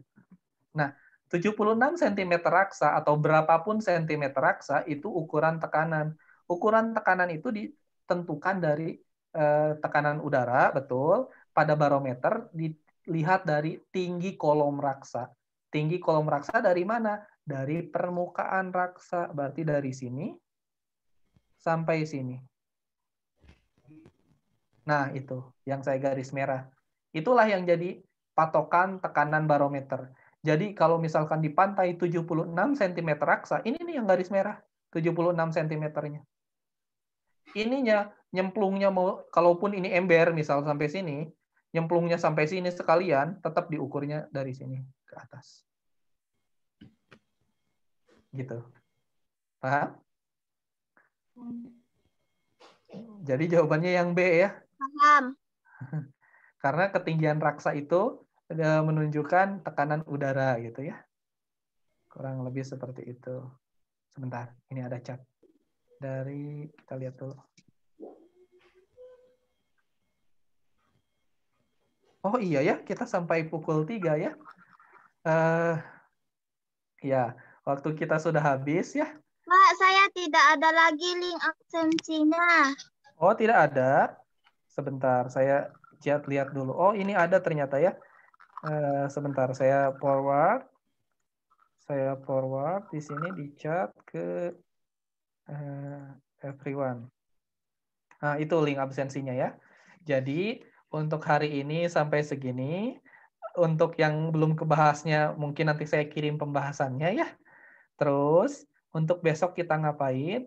Insya Allah kita besok coba-coba ya. Coba-coba percobaan sederhana untuk mengukur tekanan gas ideal. Pakai kayak aplikasi PET gitu, simulasi PET. Mungkin di sekolahnya juga pernah pakai ya kayak gitu. Jadi besok kita pakai simulasi PET, besok dikirimkan linknya, jadi tinggal simulasi. Sekarang silahkan absensi, dan kita cukupkan untuk pertemuan hari ini sampai di sini. Mohon maaf atas kekurangannya, semoga besok kita lebih paham lagi. Amin. Jadi sampai ketemu besok, kita besok coba-coba ya. Apa aja yang harus dipersiapkan untuk besok? Kalau bisa, ada laptop ya. Biar apa? Biar nyoba-nyobanya pakai laptop gitu. Itu yang pertama. Kedua, pakai ini. Kalau bisa di laptopnya ada program buat bantu bikin grafik kayak Microsoft Excel lah. Boleh, Microsoft Excel. Kalau ada boleh, bisa. Oke, terima kasih. Boleh live kalau udah absen. Sampai ketemu besok. Assalamualaikum warahmatullahi wabarakatuh. Waalaikumsalam warahmatullahi wabarakatuh. Ya, absen dulu ya yang belum.